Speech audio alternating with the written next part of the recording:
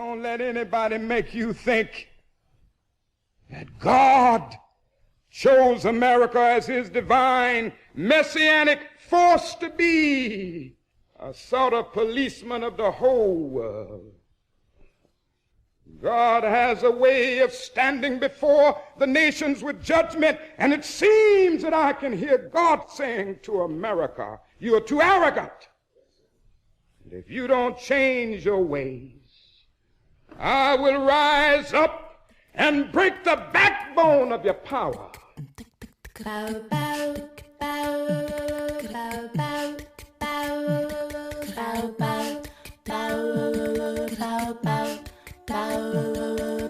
Hotep, which in the language of ancient Egypt means we come with justice in peace. Welcome to Freedom Now, a Saturday Pan-Africanist and Internationalist World Affairs program. Freedom Now is committed to the principle of the rights of all peoples and nations to self-determination. We thank you deeply for your contribution to KPFK, which permits programs like Freedom Now to stay on the air. In this era of corporate acquisition and co-optation of all dissident media, we provide the microphone, challenging their corporate and racist point of view. So stay tuned for Agenda here at Freedom Now.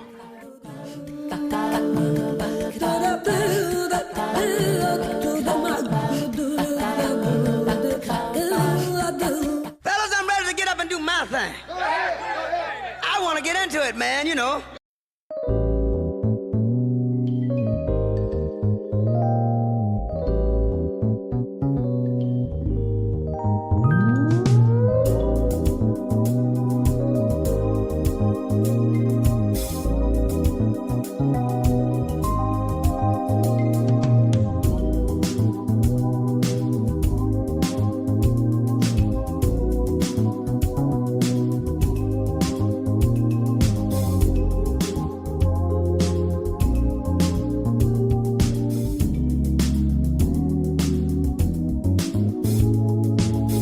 Hoteps and wisdom to all of our faithful and devoted listeners out there in the radioverse. This is Brother Brandon Sankara, and I want to start things off by thanking all of you loyal listeners yet again for joining us this weekend. You keep us on our mission and allow us to bring you our agenda for today, Saturday, February 14th, 2026.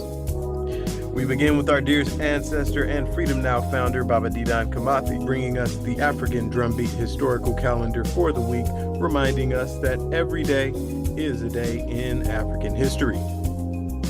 Then we get right into things as our very own treasure trove of wisdom, author, historian, and professor of African American Studies at the University of Houston, as well as Freedom Now co-producer, Dr. Gerald Horne, is being joined on the line by D. Vance Smith, professor of English at Princeton University in New Jersey, and author of the book Atlas's Bones, The African Foundation of Europe. Then, in the second half of our program, Dr. Horne will be joined on the line by Christa Dierksheide, Brockman Foundation, Jefferson Scholars Foundation, Professor of History at the University of Virginia, and Nicholas Guyatt, Professor of North American History at the University of Cambridge. Together, these two are co-authors of the book Jefferson's Wolf, a founding father's troubling answer to the problem of slavery. Stay tuned so you don't miss a moment of this valuable information that we have for you today. We would also like to remind you to support the 2026 Pan-African Soul Film Festival.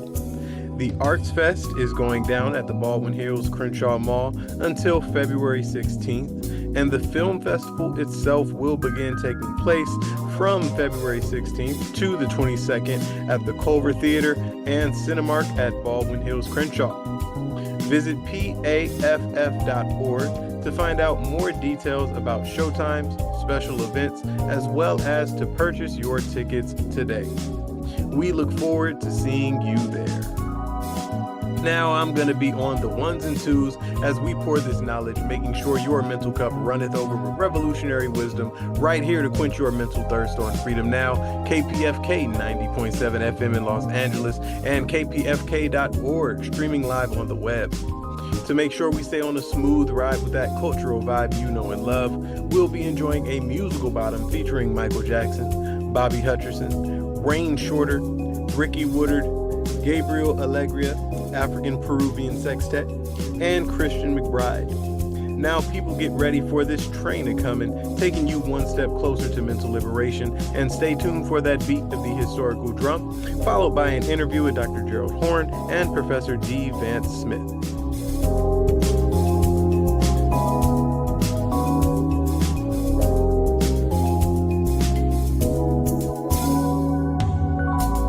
Be proud of our heritage. As somebody said earlier tonight, we don't have anything to be ashamed of.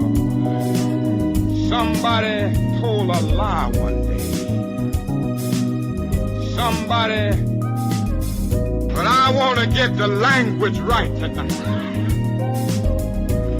I want to get the language so right that everybody here will cry out, yes, I'm black, I'm proud of it, I'm black and beautiful.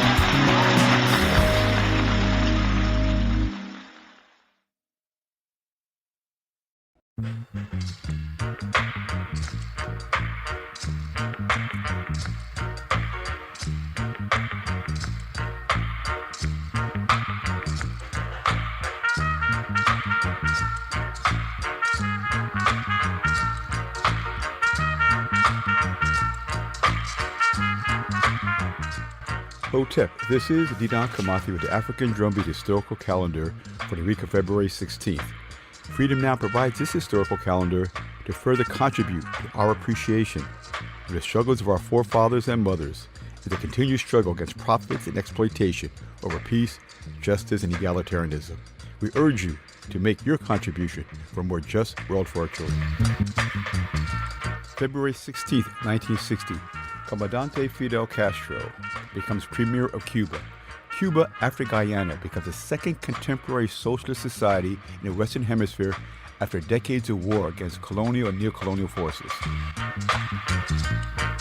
February 16th, 1975, the Black Liberation Army launches an amphibious assault on Rikers Island prison to free political prisoners. February 16th, the first century, Phong Tai Chen, a Vietnamese woman warrior, was born. While pregnant, she led peasant armies against invading Chinese. During battle, she gave birth, strapped the baby to her back, and proceeded to hack her way through a sea of Chinese soldiers attempting to colonize Vietnam.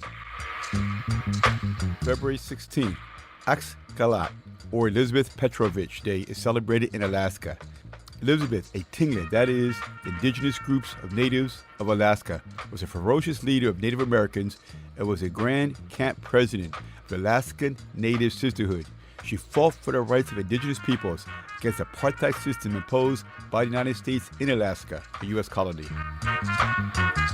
February 17th, 1817, Frederick Douglass was born. After escaping from slavery, he became a leader of the abolitionist movement, gaining notoriety for his dazzling oratory and incisive anti-slavery writings. He stood as a living counterexample to slaveholders' arguments that slaves do not have the intellectual capacity to function as an independent American citizens. February 17th, 1942, Black Panther Party leader Huey P. Newton was born.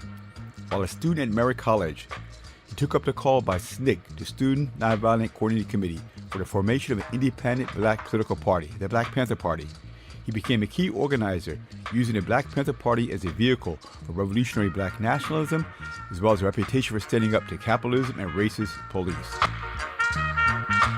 February 17th, 1909, Apache leader Geronimo crosses over as a prisoner of war. Geronimo Mescalera Chiricahua was a prominent leader of the Apaches who fought for several decades against Mexico and the United States for the efforts at colonizing Apache tribal lands during the Apache Wars. February 17, 1918, the first formal protest against slavery by an organized white body in English America was made by the Germantown Quakers at their monthly meeting. The historic Germantown protest denounced slavery and the slave trade. February 19, 1919, the first Pan-African Congress organized by W.E.B. Du Bois meets in Paris. There were 57 delegates, 16 from the United States and 14 from Africa, and as well as 16 other countries and colonies. This conference laid the foundation for the global African resistance to European colonization. February 19, 1912. Bread and Roses Strike, one of the greatest strikes and class battles in U.S. history. Police and women textile workers fight in the streets of Lawrence, Massachusetts, where women wages were cut.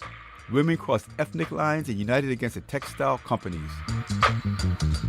February 21st, 1917, the birthday of the singer Nina Simone. She was a major cultural warrior in putting into music the struggles of Africans in the United States against segregation and racism.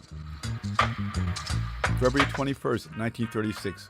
On this day, Brother El-Hajj Malik El-Shabazz, Malcolm X, an African-American black nationalist and Pan-Africanist, is assassinated. This follows a series of trips to Africa, where he's offered positions in the revolutionary governments of Algeria, Egypt, and Ghana.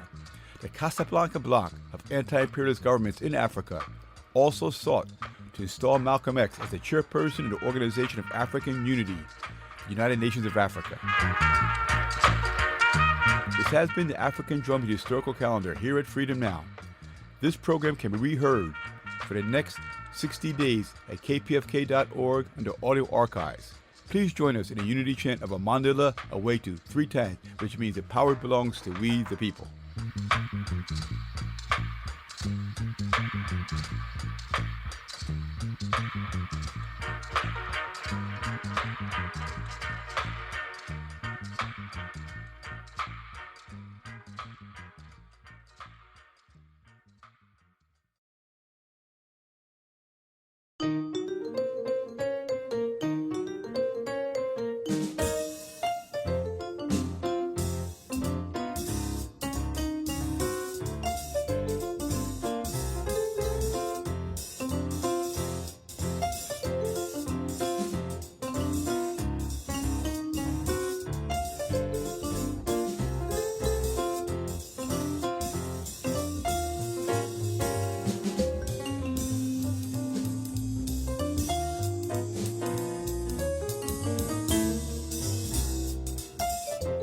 For KPFK Los Angeles, this is Gerald Horne, and with me on the line is D. Vance Smith, professor of English at Princeton University in New Jersey, and author of the book Atlas's Bones, The African Foundation of Europe.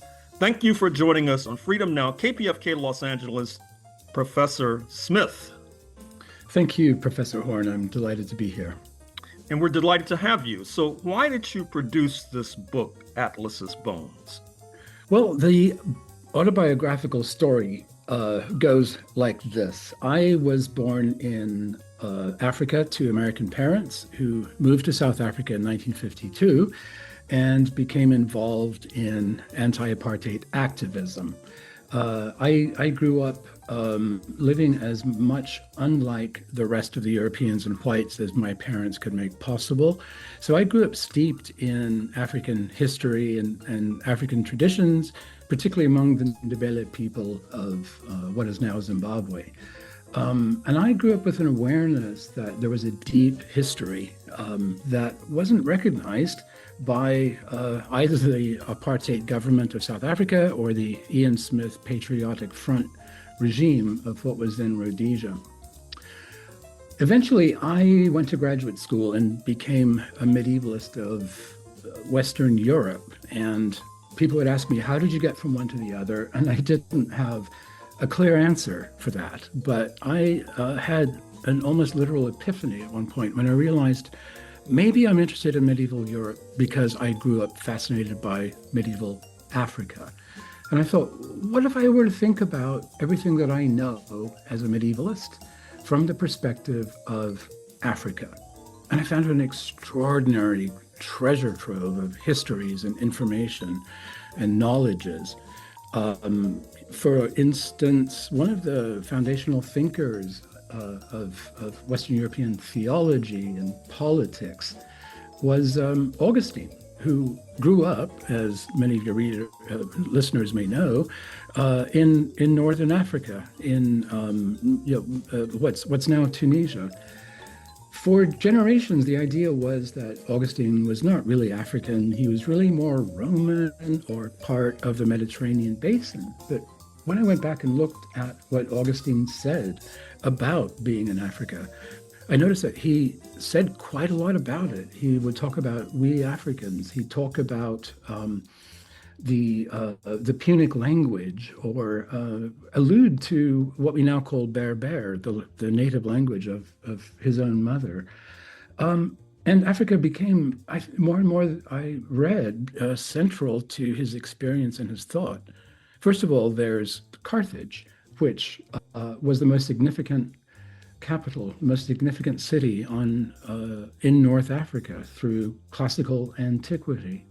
At one point, it threatened the very existence of Rome, and if Carthage had won, we would now be living in what I imagine would be a largely Punic rather than Roman world. The other thing that struck me was that at one of the pivotal moments in Augustine's Confessions, and in one of the first autobiographies and still an extraordinary work of literature and philosophy, it's his conversion to Christianity finally. And there's a famous moment where he flips open the Bible and reads a passage, and it clinches it for him. And he says, okay, I'm a Christian. But he goes to great lengths to say that just before that, he was talking to a fellow African. And I found it extraordinary that at that pivotal moment, Augustine goes out of his way to give a shout out, to recall his deep roots in Africa. And with thinker after thinker, I found this connection with many of the foundational thinkers of certainly of medieval European culture, but also of European culture and literature generally. People like Tertullian or Origen, or in late antiquity, writers who essentially developed the technique of allegory, who wrote some amazing allegorical epics and helped to develop the allegorical method of reading important texts like the Bible. So you suggest in your book that Virgil, Chaucer, in essence, the heartbeat of European culture, the great themes of literature, political thought, religion, borrow from African thinkers, as you suggested, Augustine, for example, and that this had been the pattern for centuries. So my question is, how, why, and when did this pattern begin to change? Yeah, that's a very important question. And it's sort of the flip side of what I just said. Not only is Africa important for Europe, but Europeans thought a lot about Africa. In many ways, that goes back to what people identify as one of the beginnings of European literature, and that is to Homer's important epics, the Iliad and the Odyssey. In both of those, at the very beginning, before he launches into, in the Iliad, a long account of how the Greeks and the Trojans are destroyed eventually by jealousy and hatred and war. He says very carefully that everybody has to wait for the gods to decide what's going to happen next, because the gods have gone off to feast with what Homer calls the Ethiopians, but it's pretty clear when you work it out that they've gone essentially to West Africa, to what's now Morocco, to the Atlas Mountains. And everybody has to wait while the gods are feasting with the Ethiopians, who know how to treat the gods. They are pious, they're peaceful. They establish what is the ideal of civilization. If you move ahead several thousand years to a figure like Francis Petrarch, who in many ways invented the way that we think of love in the West. Love is like a war. Love is a torment. Love is a series of paradoxes of love and hate all at the same time. He himself didn't think that that was the most important contribution he made to literature and thinking about love. He thought that an epic that he wrote, and incidentally never quite finished, was what would put him on the map. He maneuvered so that this epic would afford him the laurel crown, the poet of poets, the first one since classical antiquity. So he went to Rome on Easter Sunday in 1341 and was crowned poet laureate. What I found fascinating about that was this epic is one that he called Africa. It's about the Second Punic War and how the Romans, for a time being, contained the Carthaginians. Well, that's one thing. It sounds like it would just be sort of about Roman triumphalism, but it's not. Petrarch talks in a number of places at great lengths about how sophisticated Africa is. One of the emissaries of Rome go to a palace of a king named Syphax. And when they go in, they're stupefied by its magnificence and sophistication. It has a mosaic of the zodiac on the ceiling, and Petrarch describes it at great length. It's one of the longest descriptions of a picture or a painting in literature, period. And Petrarch locates a number of important things on the continent of Africa. Most notable for me, at least, is that he says the Palace of Truth, truth itself, is on the top of the Atlas Mountains. Incidentally, that's one of the reasons that I decided to call my book Atlas's Bones. So in medieval Europe, Europeans looked to Africa not just for a place that was other or difficult, but a place that was a source of rich heritage, of extraordinary kinds of thought, of beautiful literature. Is it fair to suggest that this pattern of European reliance on Africa begins to change with the rise of colonialism, for example? Yeah, it does, absolutely. And there's been a lot of very important work on the moment at which this begins to change with the advent of racial capitalism and racial slavery in the early modern period. But what began to happen slightly after that was that Europeans began to think systematically about how Africa fit into their knowledge and how Africa fit into their world. The short answer is, the conclusion they came to was that Africa doesn't really. Africa is kind of a null space. The philosopher Wilhelm Friedrich Hegel in the early 19th century said that Africa has no history. There is nothing of worth in Africa. And that was the supposition for a long time. What happened in later colonialism, with the beginning of the deliberate implanting of administrations in the colonies in Africa, was that one question that came up was what form of government, of colonialism would be best for Africa? So everybody, that is, all Europeans, had this idea, mistaken, that Africans were, in quotes, backward. And they asked the question, how backward are Africans? And the answer was, they're about medieval backward. They recognized in Africa, supposedly, a number of the features of their own Middle Ages. And so when they went to Africa, they took medieval law and medieval administrative structures, and they put them in place. They remapped Africa in the shape of an historical Middle Ages. And in one chapter, I trace exactly how that happened. Many of these administrators, the people who set policy and the people who put these structures in place, were actually trained as medievalists at Oxford and Cambridge. And these were the people who were sought out by the Colonial Office and the Foreign Office in Britain to go out and to put in place the structures of colonial government. What is the role of Egypt in, quote, medieval Europe, unquote? Yeah, that's a very interesting question, and I'll start out with another autobiographical anecdote. Early on in this project, I gave a paper about an Alexandrian writer, origin, for what it's worth, and I treated him sort of axiomatically as an African. The first question I got in the question period was an extraordinarily hostile question, easily the most hostile question I've ever had. And this questioner, well, I have to say it wasn't really a question. It was more like an assertion, a statement, a protest.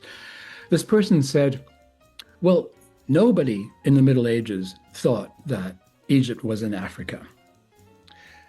And I thought for a minute, and I said, well, I don't think that's true. And I went out and researched as much as I could. And I found, well, yes, many, many people in medieval Europe placed Egypt in Africa. There is abundant evidence for this, and I lay it out in the book.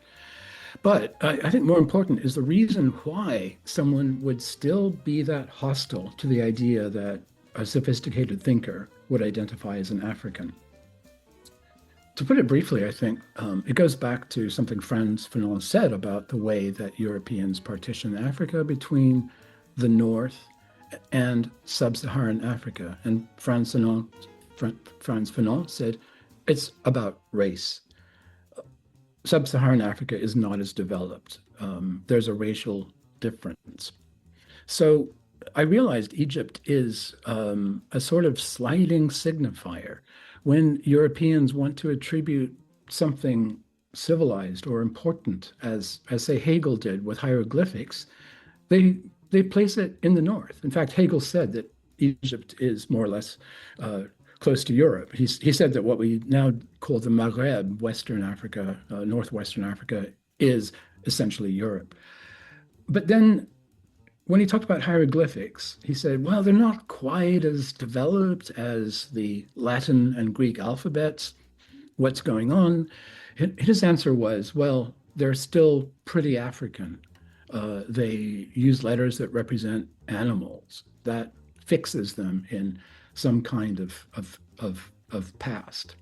So for me, Egypt kind of summed up a lot of what people think about Africa in general, this kind of double recognition and denial that Africa is deeply important for the world, but on the other hand, a denial that it is so, as people define it, a problem to be solved. To shift gears for a moment, Professor Smith, and finally, I'm afraid, you're working on a project on flower farm industries. How does that connect to this story of Africa and Europe? Well, it's an outgrowth of this question. As a medievalist, I read reams and reams of texts that celebrate the beauty of flowers and roses in particular. For what it's worth, the object of beauty that both Kant, another philosopher, and Hegel use is the rose. And there's a long history of North African writers thinking about roses.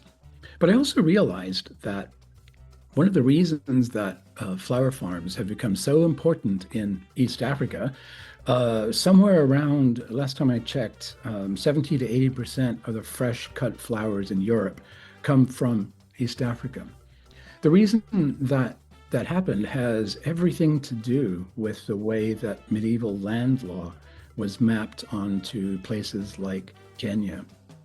The idea was that Europeans had a right to take over land if they believed that it wasn't being used efficiently, if they believed that they could put it to better use. And many of these places that were appropriated in those terms initially went to cattle ranching, but in the era of global capital, global logistics, people realized that the climate, the relatively cheap land in East Africa would be ideal for flower farms, and it's become a huge industry.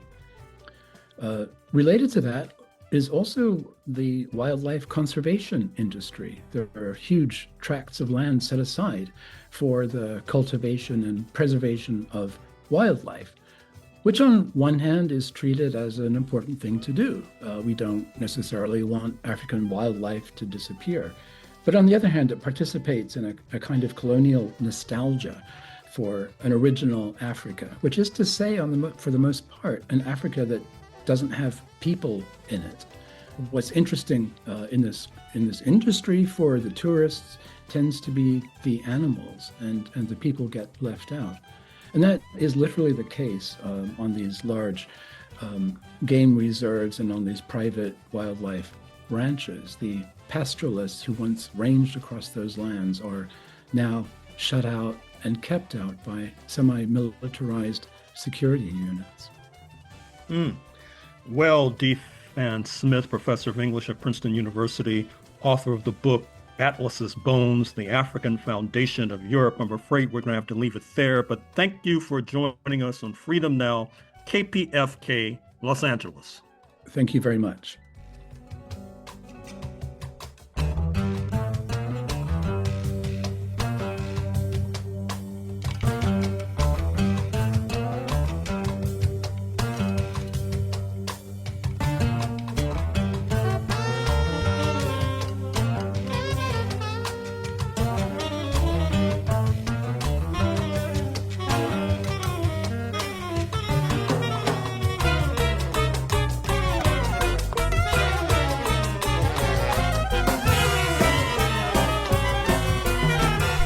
This is Sister Flora, and you are listening to Freedom Now at KPFK 90.7 FM in occupied Mexico, including Los Angeles, 98.7 FM Santa Barbara, 93.7 FM in San Diego, and streaming live on the web at kpfk.org.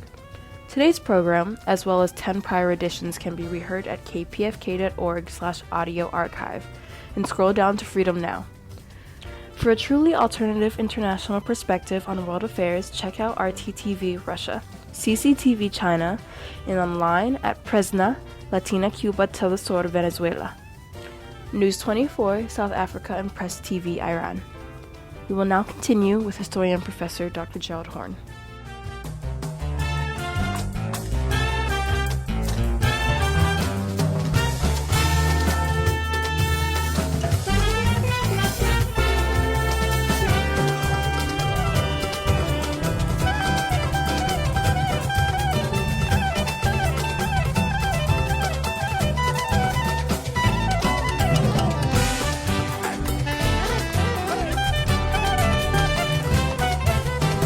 For KPFK Los Angeles, this is Gerald Horne, and with me on the line is Christa Dierksheide, Brockman Foundation, Jefferson Scholars Foundation Professor of History at the University of Virginia, and Nicholas Guyatt, Professor of North American History at the University of Cambridge, co-authors of Jefferson's Wolf, a Founding Father's Troubling Answer to the Problem of Slavery. Thank you for joining us on Freedom Now, KPFK Los Angeles, Professors Dierksheide and Guyatt. Thank you so much for having us. Thank you, Gerald. Great to be here. And it's great to have you. So why did you all write this book? Christa, do you want to start? It's kind of about us being friends as well as about us having a shared interest in the topic, right? Yeah, I think so. I mean, for us, this, as Nick just said, it really started as an intellectual collaboration between friends, between people who were really sort of interested in the same issues and challenges in the late 18th, early 19th century around race and slavery. And kind of the beginnings of this, I think, we hashed it out over lunch in London about, it was close to 10 years ago now. But what we realized was that even though there is a plethora of scholarship out there in article form about Jefferson and slavery in the past few decades, there's been remarkable work, particularly by Annette Gordon-Reed and Lucia Stanton on the sort of enslaved community of Monticello. But we realized that a monograph about Jefferson and slavery actually hadn't been written for decades. So we thought we might have something new to say as two friends engaged in this common project of trying to suss out Jefferson's strategies to end slavery in the founding era. Yeah, and I'll just add one thing to that, Gerald, which is that I think both of us felt frustrated by the tendency very often of people to suggest that there was this huge paradox surrounding Jefferson and slavery. and that the idea of Jefferson as the author of the Declaration of Independence and all men are created equal, like how could this person possibly enslave 600 people across his lifetime? How could he be involved in sexual relations with Sally Hemings? You know, how do we make sense of this? And for us, understanding Thomas Jefferson's views, both about Black people and about the United States and the United States as a new white republic, it really helped to resolve that paradox in our minds. And we felt that if people knew a bit more about Jefferson's views about America and his views about race, it would be a lot easier to resolve that apparent contradiction and to explain why he really struggled to follow through on his words that suggested he opposed slavery. Now, speaking of the white republic, is it fair to suggest that Thomas Jefferson envisioned a so-called white republic, that is to say a republic with Black people absent? And does that tie in to this aphorism, that is to say emancipation of the enslaved population followed by expatriation, which was also a view of the early Abraham Lincoln and perhaps could even be seen as a liberal point of view during that era? Yeah, I mean, I think that it's absolutely fair to say, and that's kind of a central point that we make in the book, that Jefferson is committed to this idea of racial removal, as you put it, expatriation.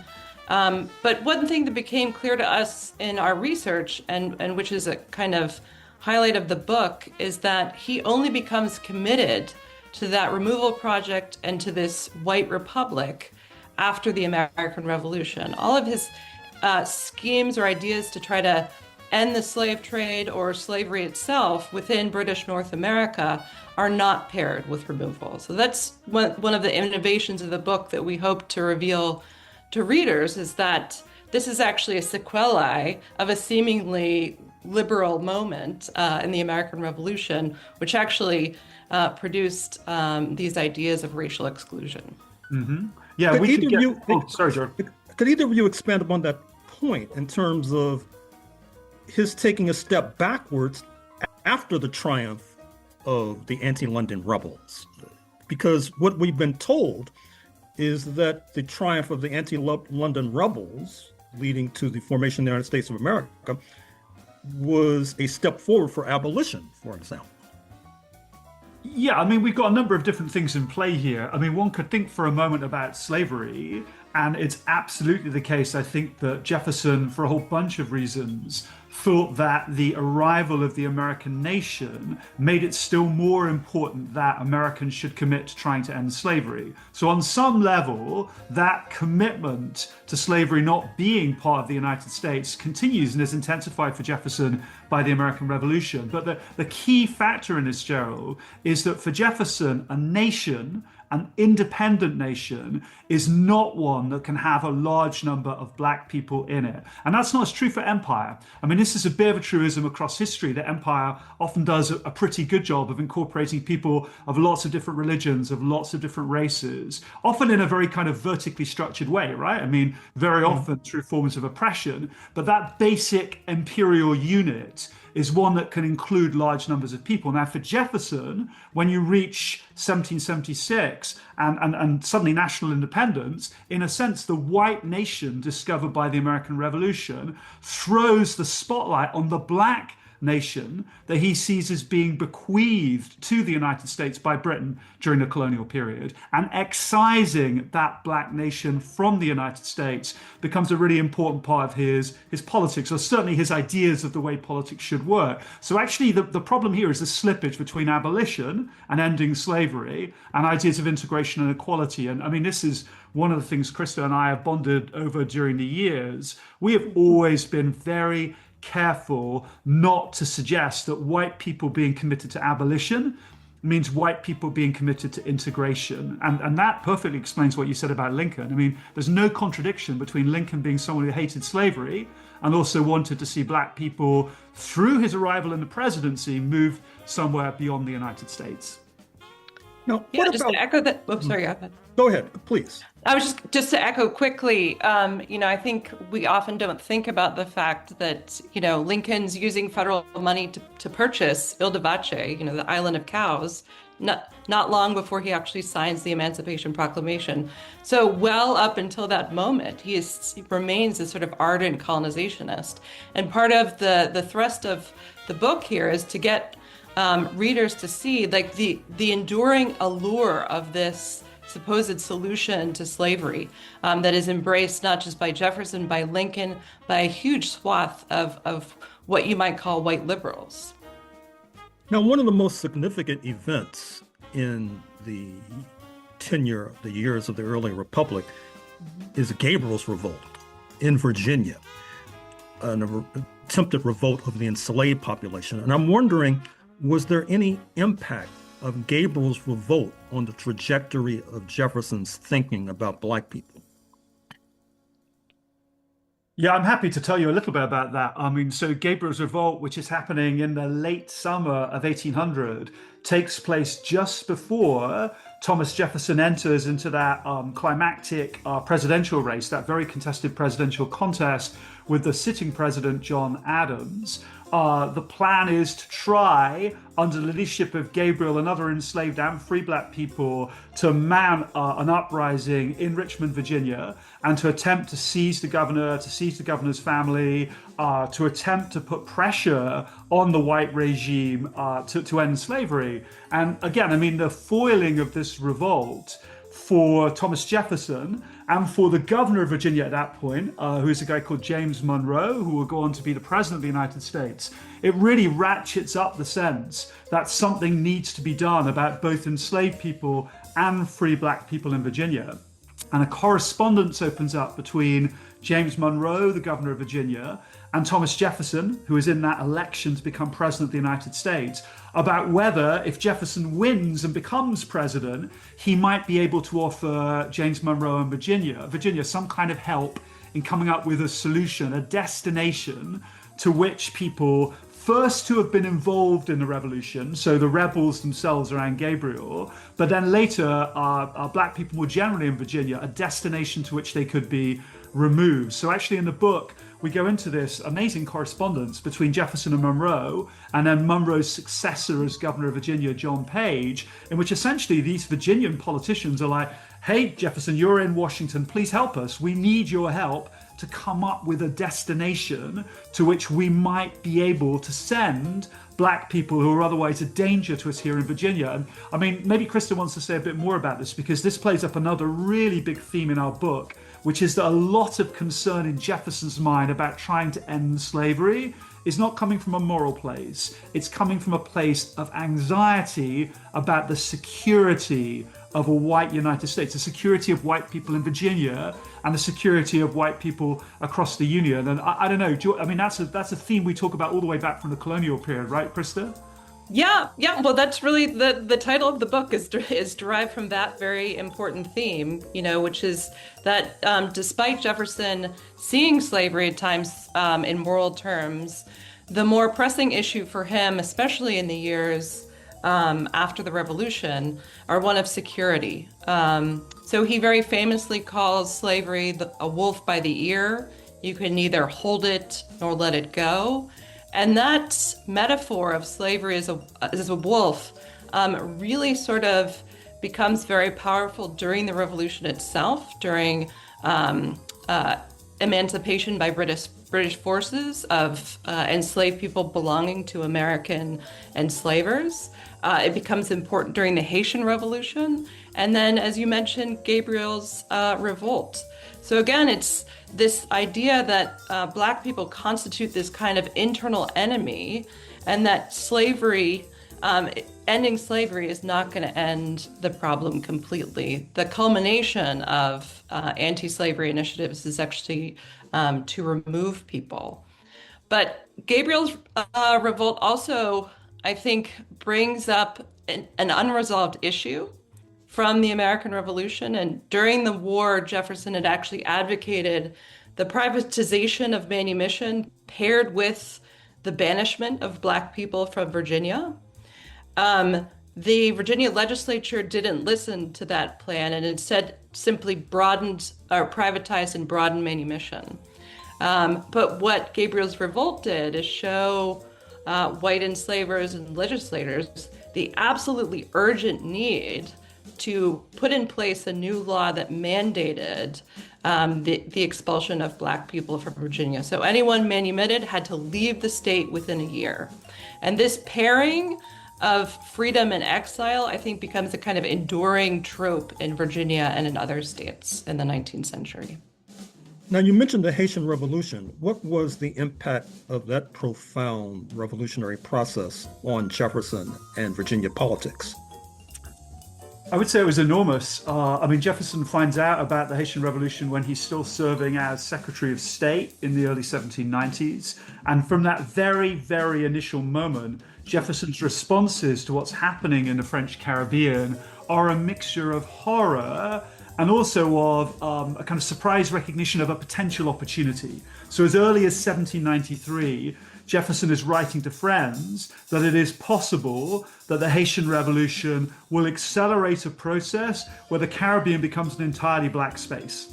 Mm-hmm. And if that happens, then the Caribbean will be the natural place to which white statesmen like Thomas Jefferson will be keen to remove free Black and enslaved people from the United States to realize that vision of a white America, which will then be attendant on a Black Caribbean. And in many ways, that vision that he has of Haiti or Saint-Domingue and then the new nation of Haiti as a repository for Black people, he sustains that. Now, when he's president, he talks about this quite a bit. He's also aware of the fact that the combination of French pressure, and clearly, the French are actually invading Saint-Domingue/Haiti in 1801, 1802, there is massive pressure on the Haitian revolutionaries, which mean it's a very unstable place for Jefferson's plans. But even after 1804, there is a nervousness on Jefferson's part about just how stable it's going to be. And meanwhile, the French are basically getting in touch with Jefferson, telling him, you've got to cut off Haiti, you can't have anything to do with them. So there's this kind of interesting moment where for his broader political scheme, Jefferson is actually seeing the Haitian Revolution as something that could deliver on his plans. But then you get back to this anxiety, right? I mean, it's also this massive, massive shot across the bows to enslavers throughout the United States about the instability of the system. So there's an opportunity there in Jefferson's mind, but there's also a massive ratcheting up of the danger. So it's a super important event. We talk about a lot in the book. Now, one of you mentioned Sally Hemings. Our audience may recall that this young woman, defined as Black in U.S. terms, gave birth to a number of children fathered by Thomas Jefferson. And I'm wondering if that particular relationship had any noticeable impact upon his thinking about Black people, slavery, and the like. Yeah, I mean, I'll let Nick talk a little bit more about this, since this is an area of the book that he really covered and has expertise in. But I would just say, Sally Hemings did give birth to 4 children with Thomas Jefferson. It was 4 who survived to adulthood. It was actually 6 children. She herself was the descendant of white enslavers herself. So she's bound up in Jefferson's own sort of lineage. And I think part of the way he engages with the issue of racial mixing, which I think Nick will talk about in a moment, is with this knowledge on her part of the way that so many of these white men in Jefferson's family history took Black women as their concubines, and that their children had this tremendous impact on him personally, but also in the way that he viewed slavery more generally. Mm-hmm. Yeah, I'll just follow up there, Gerald, and say that, you would think, wouldn't you? I mean, if you're just approaching this, you would imagine surely the fact that he fathered children, mixed-race children, with Sally Hemings would have demonstrated to him that it was a lot easier for abolition to be connected to integration. So for ultimately amalgamation of the races looks like a much easier prospect than these cockamamie schemes for moving literally millions of human beings across the ocean. But as Christa said, I mean, from the very beginning of his thinking about slavery in Virginia, Jefferson very often cast white Virginians like himself as victims of circumstance and of the British. And in particular, he claimed that slavery corroded morals because it encouraged idleness among young white Virginians, but also because it kind of led them into temptation. So almost displacing the agency that those young white Virginian men had when they were raping enslaved women, sort of turning that instead into this kind of, incredibly hard to avoid temptation, which they were always going to fall into until or unless you promoted the mass physical separation of black people from white. And I think this is something that we speculate about in the book. It could well be the case that Jefferson, finding himself, if I can use that slippery language that he would have recognized, in a situation where he's having sex with Sally Hemings, almost reinforces in his mind the idea that the only solution here is to try to promote this separation. Now, clearly that's saturated with hypocrisy. I'm not trying to let him off the hook there at all, but to give you an understanding of how he would have seen it, that notion of having sex with an enslaved woman as in a way confirming that this can only be ended through mass continental, transatlantic separation of black and white people. So it almost leads in the opposite direction, and you'd think of where it would go, right? You'd imagine he would see the human potential of an interracial relationship, even one as tangled and as awkward and awful as this one. But it's the opposite direction I think he goes in terms of seeing this as confirmation of the need to separate. Finally, Professors Dierksheide and Guyatt, what about his book, Notes on the State of Virginia, which has a reputation of saying rather spiteful and odious things about black people? Do you see any sort of evolution in his thinking from the time that book was published, or more consistency? Yeah, I mean, I'll start with that, Gerald, and I'm sure Nick will follow up with some excellent points. But I'll just say that in terms of Jefferson's, the sort of racist thinking that he displays that is really offensive to us moderns, I don't think that changes a whole lot between when he writes it and his death. I mean, but it should be said, and this sort of dovetails with the comments that Nick just made. We think that we suggest in the book that he's making those comments as a way to mobilize public opinion for colonization. In other words, white enslavers who have sex with black women should realize the inferior racial status of these people, and that should be an impetus for separation and removal beyond the boundaries of the United States. But in terms of the way that he characterizes black people as innately inferior, I think that lasts for the rest of his life. And that's on display personally at Monticello and also in his public life. I will say, though, that there's another passage in Notes on the State of Virginia that scholars often point to that seems to really capture his ideas about slavery from the 1760s until his death. He even says this at the end of his life. He says, "What I wrote down in the 1780s has never changed. For 40 years, I've held the same beliefs."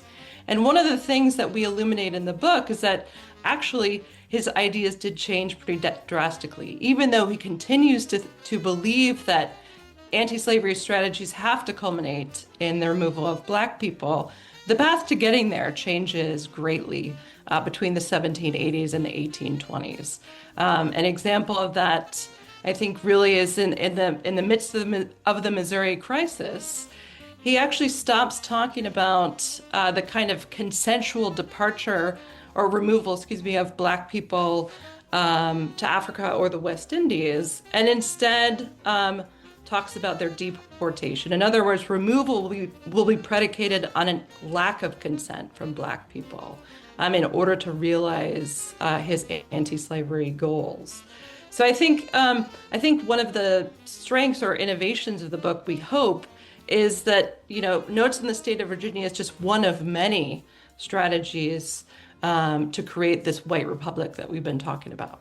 Yeah, I'll just jump in there, Gerald, and say in terms of what Christa just said about what the possibilities are for Jefferson in terms of what changes across his career. One thing we haven't talked about today, but is a really big part of the book, it's not like Jefferson is representative of his age in every regard.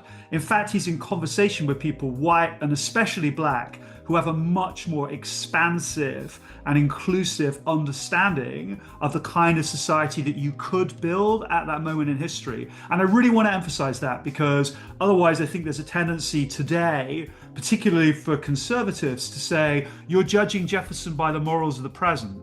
And in fact, what we've done in the book is we've put him back into conversation with people like Benjamin Banneker, or with the numerous correspondents to him who said, hey, you're the guy who came up with all men are created equal. Why are we enslaving black people? Why can't we imagine incorporating them into our society?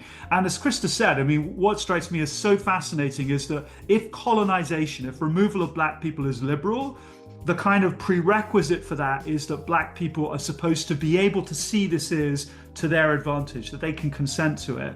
And as Christa said, that big drama for us is that Jefferson always blurs the question of consent, whether black people will actually be required to agree to go, earlier on in his career. And by the 1820s, after the Missouri crisis, 1819, 1820, he's like, they shouldn't have the choice. We just need to get rid of them. And Lincoln grapples with the same thing, as you know, Gerald. It's exactly the same in the 1860s. Like, white liberals think these guys should go, black people say no. And that agency, I think, of African Americans needs to be plugged back into this story. And that's something we try and do in the book.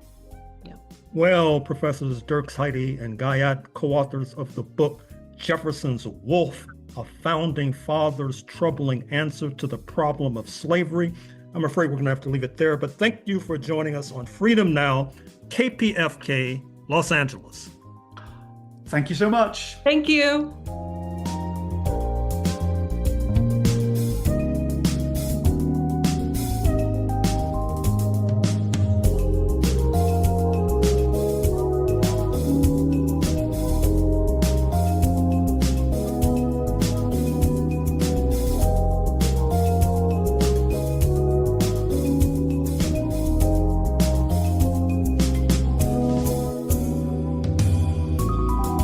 In closing, we'd like to thank our guests, starting with D. Vance Smith, representing Princeton University in New Jersey, and author of the book Atlas's Bones, The African Foundation of Europe.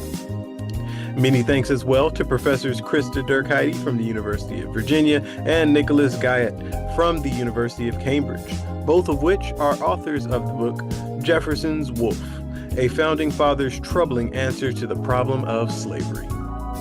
Shout out to Dr. Gerald Horne for doing what he does best and guiding this train of mental liberation towards Pan-African enlightenment for yet another Saturday. Word to producer Sister Tej. Shout out to Sister Luyanda Kaboka on the African Drumbeat historical calendar for the week.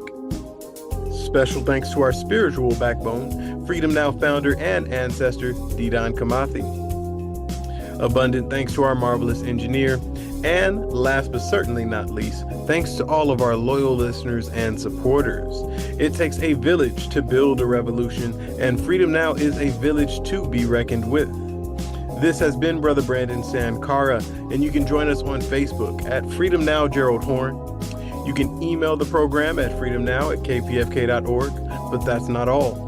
Go to the audio archives on kpfk.org, scroll down to find Freedom Now, and you'll be able to hear this program as well as 60 days worth of prior programming here at KPFK 90.7 FM. With that, we send you off, and until next Saturday here at Freedom Now, we stand running our marathon, ready for revolution.